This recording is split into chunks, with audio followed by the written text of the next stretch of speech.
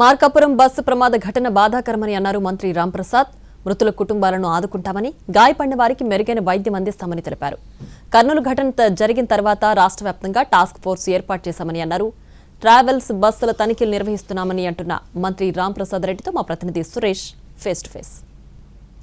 మార్కాపురం ఘటనకు సంబంధించి దాదాపు 13 మంది అగ్నికి ఆహుతైన నేపథ్యంలో సీఎం చంద్రబాబు ఉన్నత స్థాయి విచారణకు ఆదేశించారు. ప్రస్తుతం ఘటనా స్థలాన్ని మంత్రి రాంప్రసాద్ రెడ్డి పరిశీలన చేశారు. మొత్తం ఈ ఘటన ఎలా జరిగింది ఏంటనే విషయాలను అధికారులను అడిగి తెలుసుకున్న పరిస్థితి ఉంది. ప్రస్తుతం మనతో మంత్రి రాంప్రసాద్ రెడ్డి అందుబాటులో ఉన్నారు. సార్ చెప్పండి, మొత్తం ఈ ఘటనకు సంబంధించి పూర్తి స్థాయిలో మీరు కూడా పరిశీలన జరిపారు. అంటే ఇక్కడ ఎట్లాంటి ఈ దుర్ఘటనకు కారణం ఏమైందని మీ అంచనా?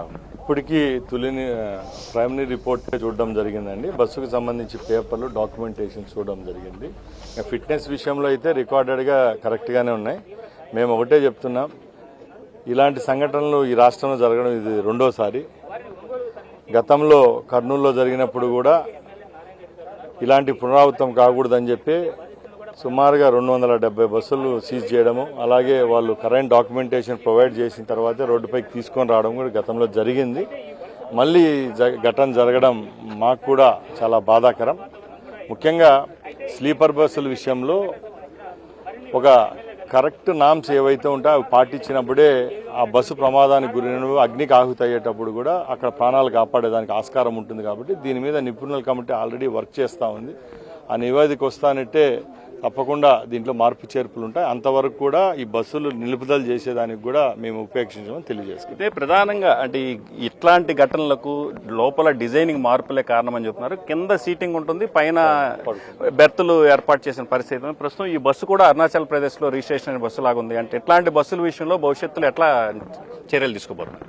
ఆల్రెడీ బయట రాష్ట్రాల్లో రిజిస్ట్రేషన్ చేసుకుని మన రాష్ట్రంలో ట్యాక్స్ కట్టుకుంటే ఇక్కడ తిప్పే బస్సులు ఈ రాష్ట్రంలో చాలా ఉన్నాయి. అన్ని రాష్ట్రాల్లో ఇవి జరుగుతూ ఉన్నాయండి.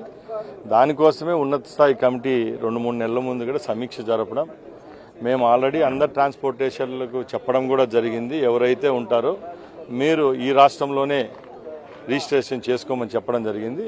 ఇప్పుడు త్వరలోనే దీని మీద ఒక నివేదిక అందినప్పుడు తప్పకుండా ఈ రాష్ట్రానికి సంబంధించి కఠినమైన నిర్ణయాలు ఉంటాయి. ఎందుకంటే వారు కూడా ఒక ట్యాక్స్ పేయర్స్, అలాగే గవర్నమెంట్ సెక్టర్లో పనిచేసి ఏపీఎస్ఆర్టీసీ అలాగో ప్రైవేట్ ట్రావెల్స్ కూడా వాళ్ళు కూడా రాష్ట్ర ప్రభుత్వానికి ట్యాక్స్ కట్టి తిరిగే వాళ్ళని చెప్పి మేము ఎప్పుడూ ఉపేక్షించలేదు.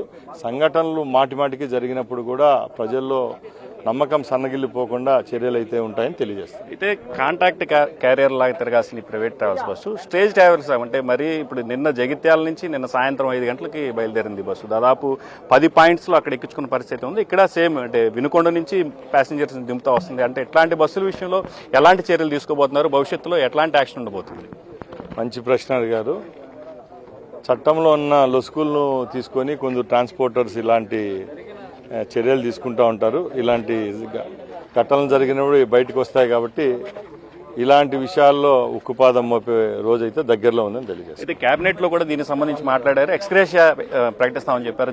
దీని గురించి ఏం చెప్పబోతున్నారు? ముఖ్యమంత్రి గారు ఆ కుటుంబాలకు ప్రగాఢ సానుభూతే కాకుండా రాష్ట్ర ప్రభుత్వం ద్వారా వాళ్ళు ఆదుకునే విధంగా చర్యలు తీసుకున్నారు. భవిష్యత్తులో ఇట్లాంటి ప్రమాదాలు జరగకుండా కార్యాచరణ రూపొందిస్తామని మాత్రం చెప్తున్నారు. కేబినెట్ మీటింగ్ లోనే మృతులకు సంబంధించి ఎక్స్గ్రేషియా ప్రకటన ఉంటుందని మాత్రం స్పష్టం చేస్తున్న పరిస్థితి. ఇది ప్రస్తుతం మార్కాపురంలో ఉన్న తాజా పరిస్థితి. కెమెరామెన్ నారాజ్తో సురేష్ ఎన్టీవీ.